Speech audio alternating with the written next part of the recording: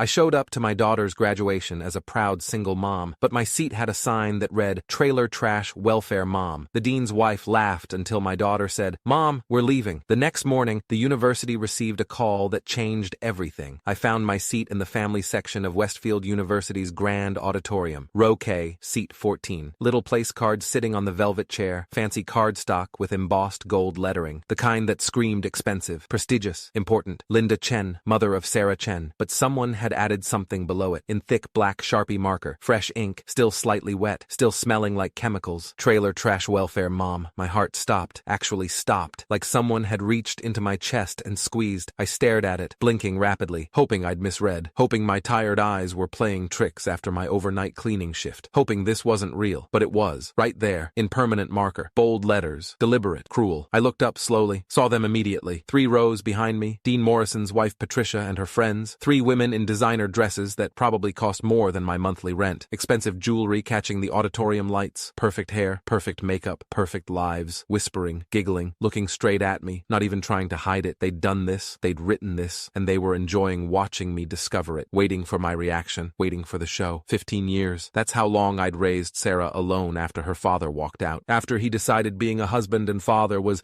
too much pressure and left us with nothing but debt, unpaid bills, and broken promises. 15 years of cleaning office buildings at night, starting at 10 p.m. when Sarah went to bed, finishing at 6 a.m. before she woke up for school, scrubbing toilets in corporate headquarters, emptying trash cans in law firms, mopping marble floors in banks while the world slept, and I tried not to think about how tired I was. 15 years of double shifts when rent was due, of skipping meals so Sarah could have seconds, of telling her I'm not hungry when really I was just broke. 15 years of clipping coupons from Sunday newspapers, shopping clearance racks at Target and Walmart, wearing the same winter coat for 7 years, the one with the broken zipper I safety pinned closed so Sarah could have new school supplies, new shoes when hers wore out, new backpack each September. 15 years of helping with homework at our small kitchen table, science projects built with poster board from the dollar store, book reports typed on a computer I'd bought used for $75, math problems worked out on scratch paper while I fought to keep my eyes open. 15 years of driving her to soccer practice in my beat-up 2004 Honda Civic with 200,000 miles and a check engine light that had been on for 3 years. Of never missing a parent-teacher conference even when I was exhausted, even when my body ached from scrubbing floors, even when I wanted to collapse. But we did it. We survived. We more than survived. We succeeded. Sarah graduated top of her class, valedictorian, perfect GPA, full scholarship to Westfield University, one of the best schools in the state, the kind of school I'd only seen in movies, the kind of school I never dreamed my daughter could attend. And today, this beautiful Saturday morning in May with sunshine streaming through the auditorium windows, she was getting her diploma, bachelor's degree in computer science, summa cum laude, dean's list all 4 years, perfect record. I was so proud, so grateful, so ready to watch my daughter walk across that stage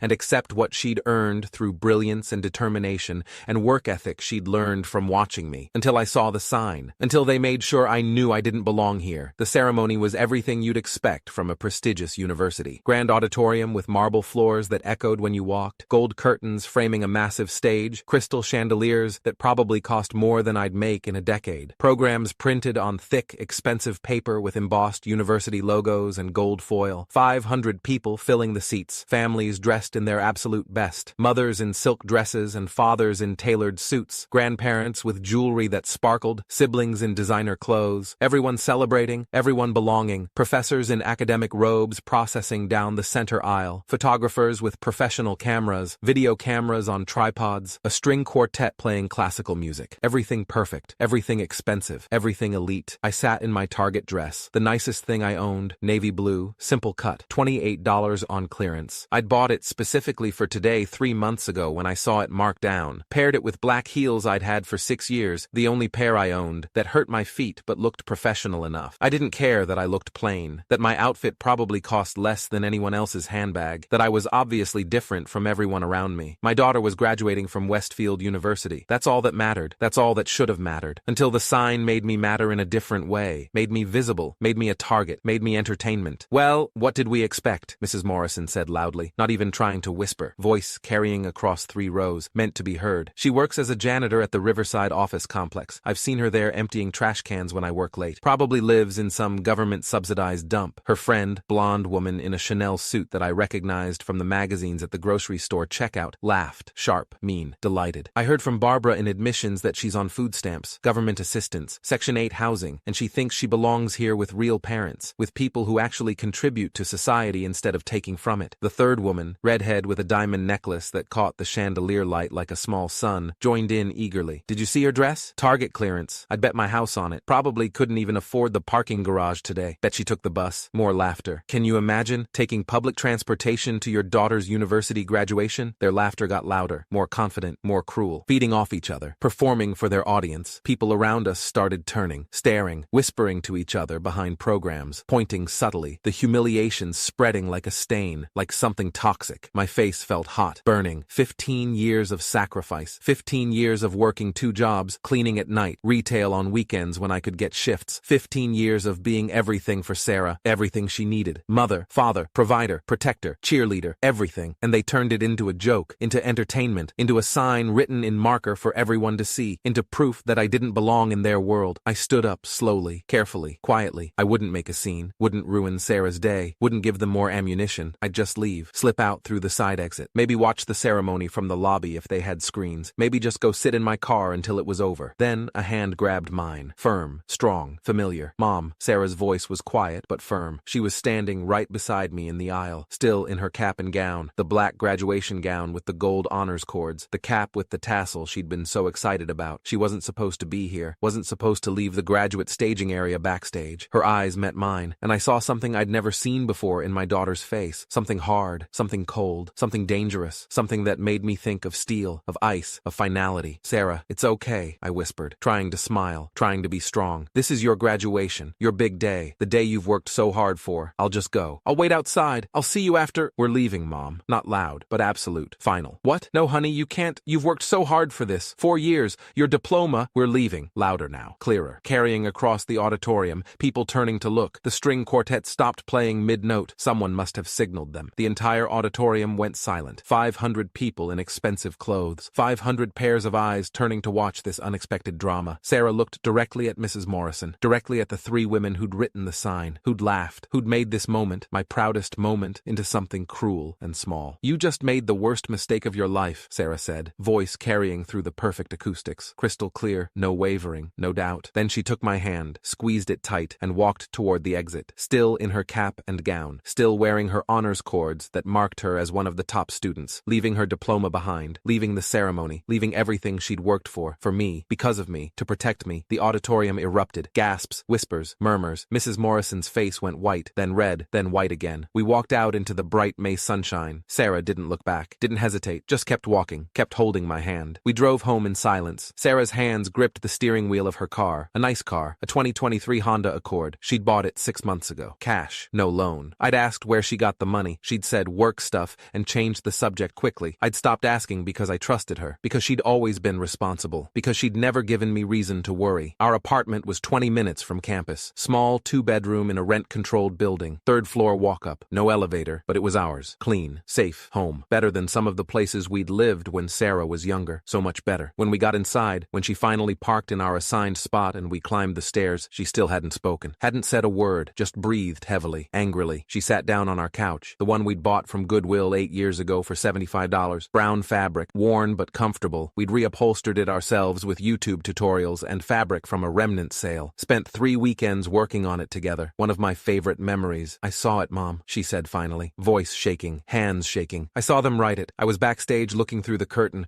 trying to find you in the audience. I watched Mrs. Morrison pull out a marker, watched her friends laugh while she wrote it, watched them put it on your seat. My breath caught, stopped. Then why didn't you stop them? You could have told someone, because I needed to see if they'd really do it. Tears in her eyes now, real tears, angry tears, the kind that come from rage, not sadness. If they'd really insult the woman who gave up everything for me, who worked nights so I could study, who wore the same coat for years so I could have new school clothes, who skipped meals so I could eat lunch, I needed to see if they were really that cruel, that evil. She opened her laptop, pulled it onto her lap, started typing rapidly. Password, another password, security questions. Mom, remember my tech internship, the one I did junior and senior year, the one I said was boring corporate work? I nodded. She'd worked for some startup in Portland. Long hours, lots of coding, late nights. She'd complained about it sometimes, said it was good experience, but nothing exciting, just building an app, just learning the industry. My team, 4 of us, all students from different schools, created an app, a platform for student loans. It helps students manage debt, find better interest rates, consolidate payments, understand their options. We thought it was useful, helpful, thought maybe a few thousand people would download it. She turned the screen toward me. Bank statement. Numbers I couldn't process, couldn't understand, too many zeros. Last month, a venture capital firm in San Francisco bought it. She looked at me, really looked at me with eyes that were suddenly older, harder. For $18 million,